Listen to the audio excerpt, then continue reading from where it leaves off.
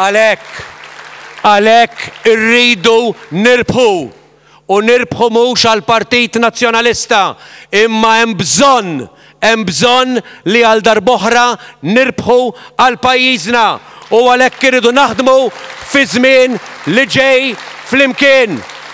Mhux biex nirbħu għalina, imma biex nirbħu għal uliedna u għal uliedna. Irridu niżeraw it-tama għal Maltin u l-Awċin kollha. Tama ġdida, mod ġdid ta' kif nagħmlu il-politika. Tama li nerġgħu nirbħu ir-rispett barra xtutna għax insewwu ir-reputazzjoni tagħna. Tama li verament pajjiżna jista' jqassam il-ġid f'soċjetà li jimpurta. ċar, dirett u konvinċenti. Hekk kien id-diskors tal-għeluq tal-Kunsill Ġenerali min-naħa tal-Kap tal-Partit Nazzjonalista Adrian Delija li saħaq dwar dak li jagħmel il-Partit Nazzjonalista differenti mill-gvern li qed imexxi Joseph Muscat. Adrian Delija qal il-gvern ta' Muscat kellu roadmap ċara, imma roadmap biss biex jimlew bwietom. Gvern li biħ lil Malta biex stanew il-ftit ta' madwaru. Idejhom għadhom ma telqux mill-ħalfa tal-ġurament. Idejhom fuq il-ġurament tal-lealtà lejn pajjiżna u bliet l-oħra iċemplu lill-accountant biex jirreġistra il-kumpaniji. Il-kap tal-Partit Nazzjonalista staqsa min qed imexxi l-pajjiżna. Hekk qallu Keith Kembri, qallu murem, qallu isma' milli qed ngħidlek jien. Għajdlu lili eħlisni u mbagħad l-oħrajn naraw. Min qed jikmanda f'Malta? Min hu l-Prim Ministru ta' Malta? Joseph Muscat jew Keith Kembri? Fid-diskors tiegħu Adrian Delija spjega xi jfisser il-ġid għall-Partit Nazzjonalista. Il-ġid x'inhu?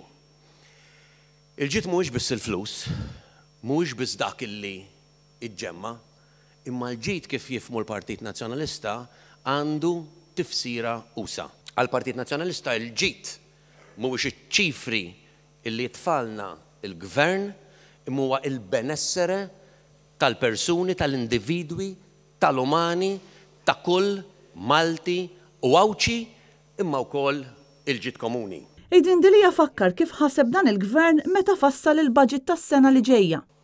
Ma nafx insejtuhomx it-€2 u 33 cents fil-ġimgħa għan-nies 2.33 fil-ġimgħa. Għalihom 35,000 fil-ġimgħa. U qal li l-Gvern Laburista tilef ir-ruħ soċjali tiegħu fir-reba li għandu għall-flus u qed jinjora l-faqar finanzjarju reali li qed jiffaċċjaw dawk l-aktar vulnerabbli. Naraw l-istatistika tiegħu stess u nintebħu illi fos-soċjetà tagħna il-faqar finanzjarju fl-aħħar 5 snin tela kiber żdied b'10,000 persuna.